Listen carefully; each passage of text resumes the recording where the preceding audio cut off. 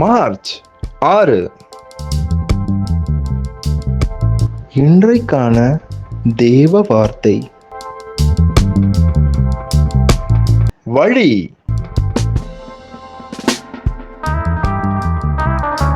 நல்ல மனுஷனுடைய நடைகள் கர்த்தரால் உறுதிப்படும், அவனுடைய வழியின் மேல் அவர் பிரியமாயிருக்கிறார்.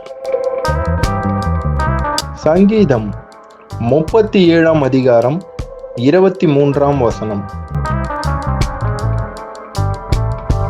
இதோ இயேசு உங்கள் வாசலில் நிற்கிறார், அவர் வார்த்தைக்கு செவி கொடுங்கள், அப்பொழுது பிழைப்பீர்கள்.